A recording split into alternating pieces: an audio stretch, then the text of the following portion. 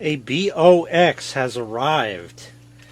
This is a package from SaturnEv. Saturn EV. I don't want to say electric vehicle, but that's who sent it. I've been watching me for a long time now. Had a video back in 2021, I think it was, about reinstalling Windows 7 in 2021 and getting it to update and all that. And he had commented on that.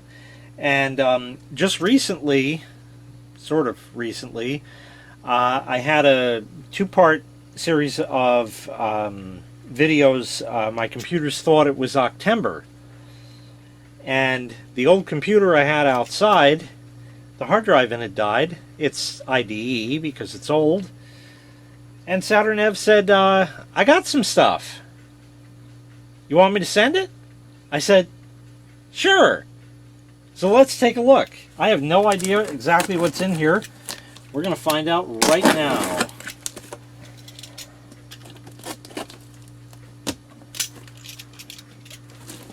Let's turn it this way. There we go. There is a note in here, I know. And I can't show you that, but I'll read it to you.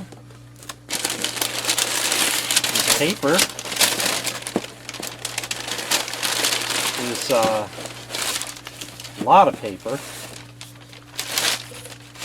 A lot of paper. There's a note in a bag. That's impressive. All right, so the note says, oh my, this is a long one. Hello, Jay. What follows is a list of parts in which are packaged in this crate. These are computer parts that I salvaged from old computers I worked on that I had lying around and wanted to purge. I was also compelled to send these since I heard that the hard drive you had on your back porch was on the fritz. Otherwise, I hope you will be able to put at least one of these to good use for a machine. Each of these parts will have the following number tagged. This way you know which one is which.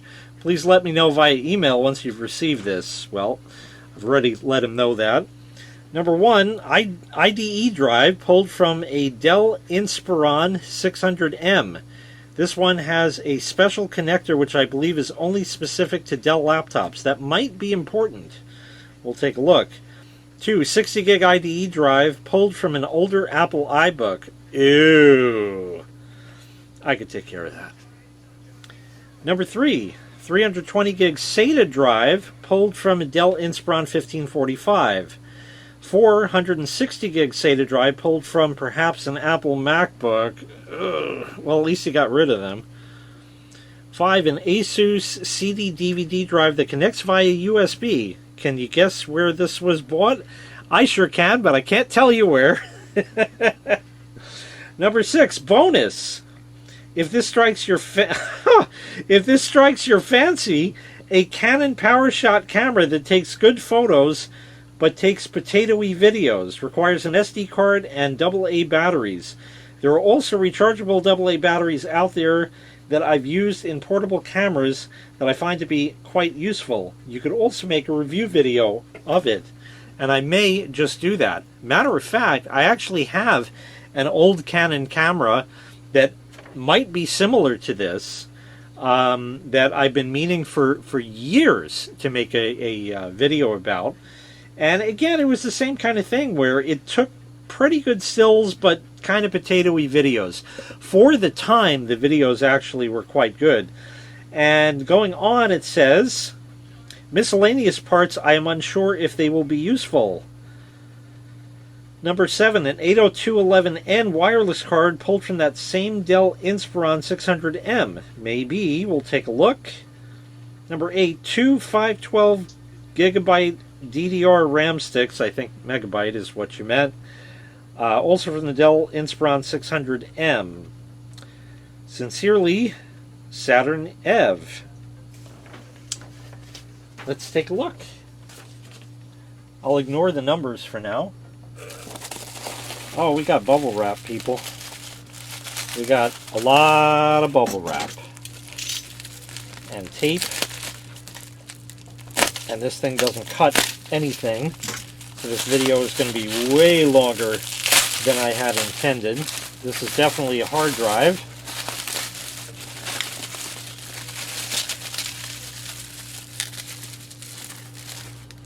This is a Toshiba SATA drive.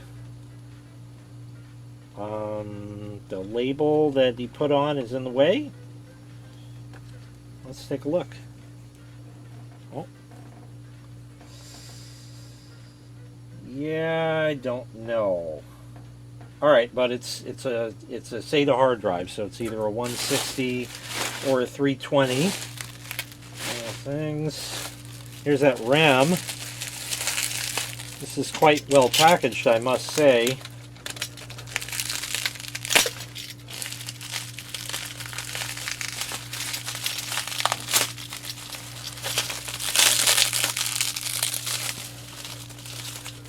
Well, it looks like I'm going to have fun cutting all this open. So I think what I'm going to do is actually cut this here, open everything up, and then we'll take a look. It almost looked like the RAM chip broke in half, but it's not that kind. It's one of the smaller rated types, so there we go. Let's just get this one open. No, there's more tape. Okay, we're going to come back. So here's everything. So we'll just go through it. The Asus external drive. It's right there. This one of them old ones, because you can tell two ways.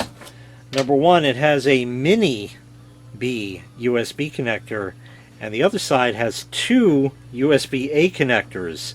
That was done on these early drives to make sure that they robbed enough power from the USB bus, because early incarnations of USB were limited to 500 milliamps and stuff like that. In fact, China sent me a pair of speakers that were powered off of USB, power and sound over the same USB cable.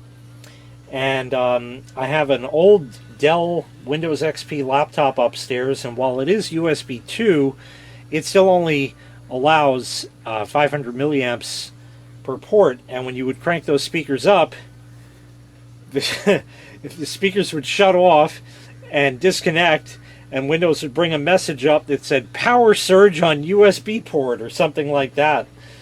That was pretty cool. We got the camera over here. This is a Canon PowerShot A550. I have one very similar to this very one, as a matter of fact. I don't remember the model of the one that I have, but I do know that I can download the manual for this. Takes an SD card, 2 batteries. I have a CRV3 battery that might fit that as well. That would kind of be convenient. I sold these very cameras, this and its sister cameras back in the day, at Tiny Middle, and they were not my favorite, but certainly not a bad performer. This is, wow, 7.1 megapixels, or should I say, SaturnEv, gigapictures, if you get the reference. And we got the RAM here too, the same Hynix PC2700 533. Or I'm sorry, 333, 512 meg. So we got 2 of those. The wireless card, now this is one of them big form factor ones. I might have a laptop that this takes. It does have a Dell part number on it. I can't read it, but it's there. And your wireless controller is under that, RF shielding, chips, surface mount components, and all that on the back. And your 2 antenna connections right there. I never did find out if anybody actually knows this. Inside of a laptop, the wireless antennas typically are a white wire and a black wire. And that has a white filled in triangle, and the other is not filled in, if there's a triangle at all. So the white would go on that one. What happens if they're backwards? Never did find that out. I always put it back in the convention that was supposed to be, but anyway, such is.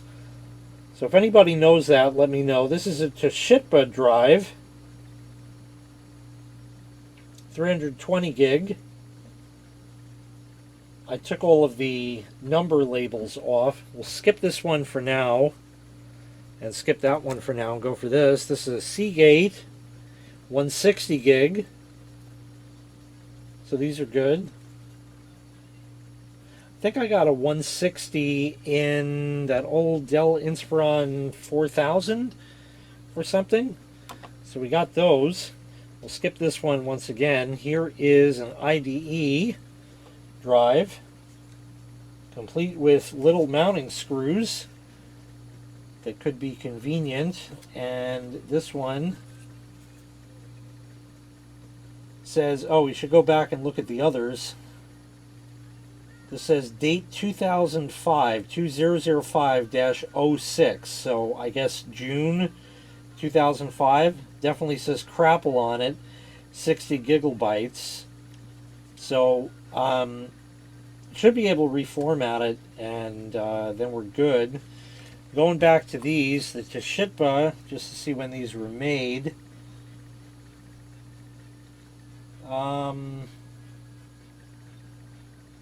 I don't think this says. Yeah, there might be a date code somewhere, but I have no... They didn't just print the date on it, which they should have, but it's Toshiba, so that kind of goes without saying.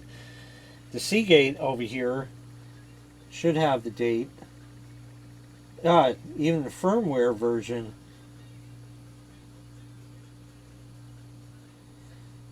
Made in CN, DP/N, Dell part number. But again, oddly, I don't really see a date on it. Huh. Interesting. And then getting to the elusive one with this connector, this is what I like to call an IDE extender. And basically what it does is it converts it from the pins that you would have on IDE to a card edge connector. This piece is removable. I have a few of these around. See, and then it's just a regular plain old IDE drive, and you can do whatever you want with that, put it in anything you want. So it's definitely usable in that regard for just about anything. Now, why this won't plug back in is a great question. It's keyed, and I have it keyed right.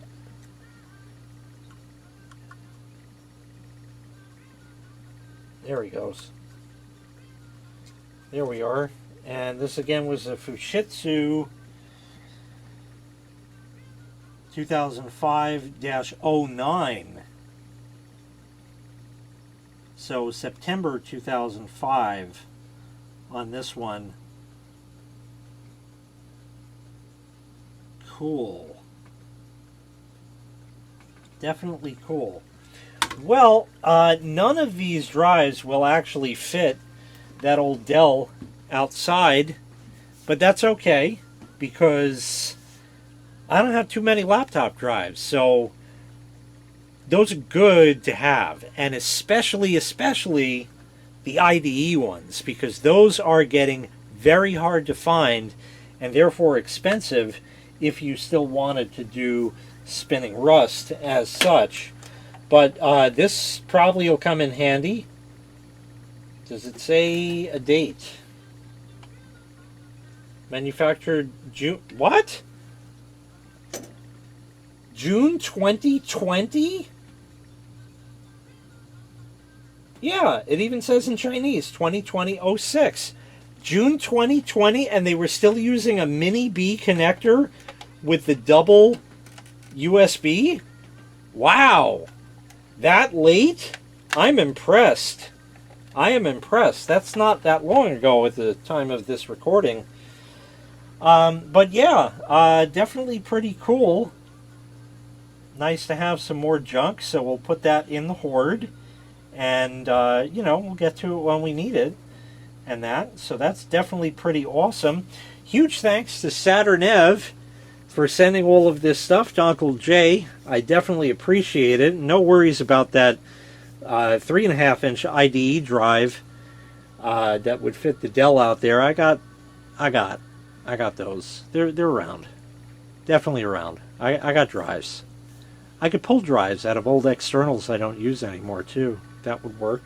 And there are also adapters that you can get for these 2.5 to 3.5 and make a laptop drive work in it, and that would work just fine as well. So still useful either which way, but because of the smaller form factor, these are best suited for laptops with that.